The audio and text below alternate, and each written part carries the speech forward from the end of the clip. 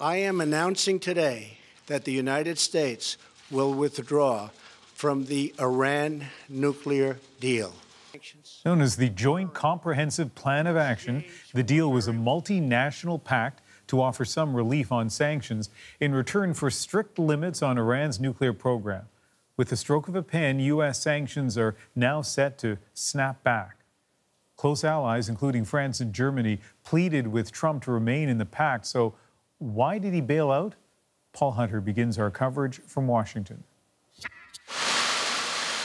In dumping the deal, Donald Trump was, as ever, forcefully blunt. It was disastrous, he said, defective at its core.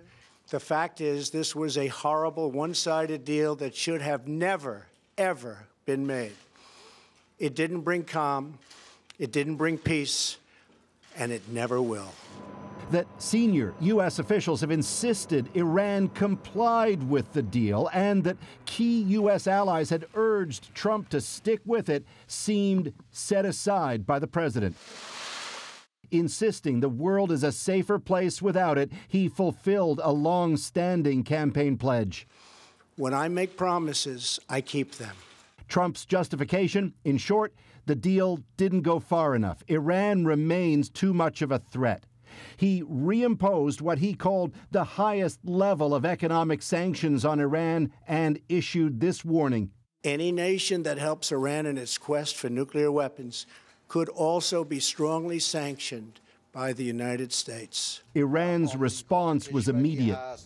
President Hassan Rouhani said Iran now stands ready to resume its nuclear program, though it'll wait to see if the deal can somehow be salvaged with those countries still on board.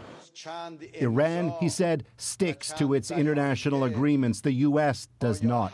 The United Nations said it's deeply concerned by all of this. In Europe, the French president tweeted, France, Germany, and the UK regret the U.S. decision. Said former President Barack Obama Trump is misguided and made a serious mistake that'll hurt U.S. credibility worldwide. Israel, however, called it historic. Israel thanks President Trump for his courageous leadership. Say some, the real worry is that Trump's action pushes Iran into pursuing nuclear weapons, in turn provoking a U.S. military response.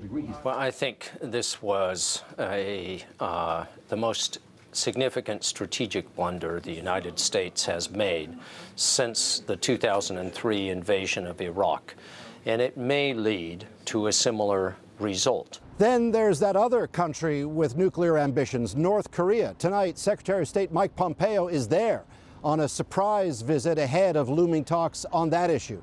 Say Trump critics, the question for North Korea now, given what Trump did today, is can the U.S. still be trusted? Paul Hunter, CBC News, Washington. So Donald Trump laid out his case against the nuclear deal.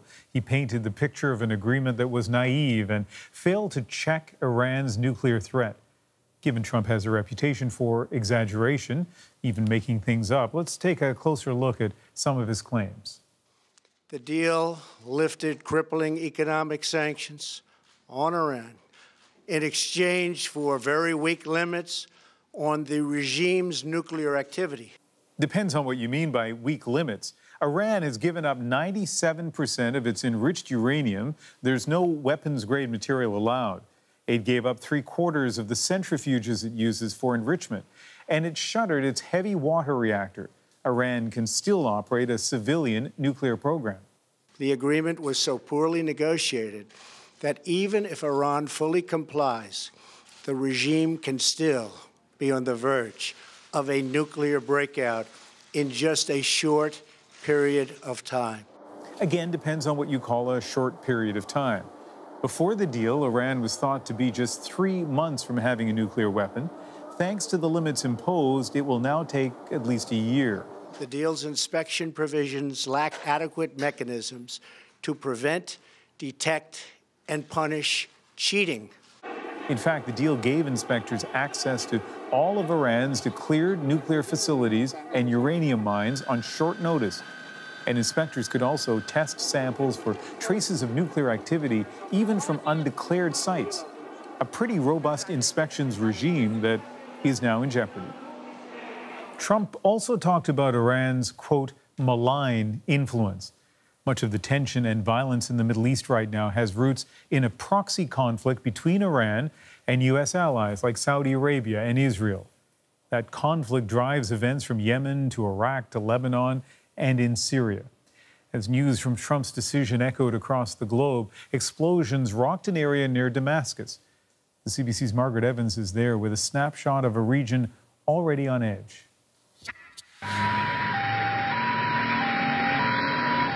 The Syrians say it was an Israeli missile strike against a target, a Syrian army base, just 20 kilometers south of Damascus.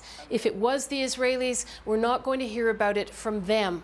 What we do know, though, is that Israel has been increasingly worried about what it says is a buildup of Iranian-backed militias in southern Syria, an entrenchment, they call it, against them. And an Israeli minister has actually warned the Syrian president, Bashar al-Assad, that he faces potential regime change if Iran or any Iranian agents are allowed to attack Israel from Syrian territory. And that will give the Syrian president pause for thought, especially now. His supporters say that Donald Trump's decision to pull the United States out of the Iran nuclear deal is more dangerous to world peace than Tehran is. But the decision comes as al-Assad is closing in on the last remaining rebel enclaves in the country, bringing him that much closer to actually winning the Syrian civil war. He's come this far with the help of Russia and, of course, Iran, which has sent in military experts and advisors to help fight the Syrian rebels. But would al-Assad risk the gains he's made to a potential Israeli intervention or a widening of the conflict into the rest of the region? And what would a full-on Israeli engagement mean in the Syrian conflict in terms of Russia's support for Damascus? Israeli Prime Minister Benjamin Netanyahu is scheduled to visit Moscow tomorrow. Margaret Evans, CBC News, Damascus. So with a region on edge and the Iran nuclear deal on the rocks, where does this go next? And for that, we're joined by Daniel Duac, a political scientist with both McGill and Concordia Universities in Montreal. So the president called this a horrible one-sided deal, says the world is safer now with the United States backing out. You, though, have a different view. Definitely. The deal, for all its flaws, was a diplomatic achievement, and the world will actually be a more dangerous place without it. The deal opened the Iranian nuclear installations to international inspectors.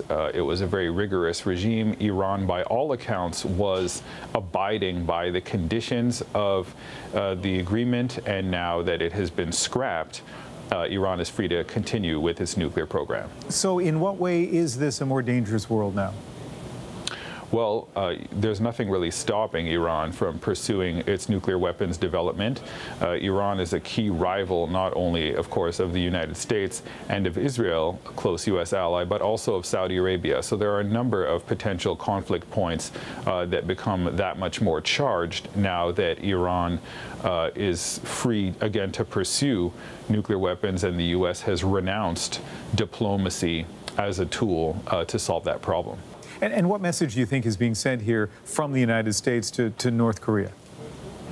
Well, it sends the message that the U.S. cannot really be trusted to abide by the agreements that it signs, and that Trump is an erratic decision maker who can change his mind essentially on a whim and scrap a diplomatic deal in favor of some kind of more military approach. Daniel Duac, thank you. Thank you very much. And a final note on this story, Canada's Foreign Affairs Minister, Chrystia Freeland, made it clear this country still supports the deal and regrets the U.S. decision.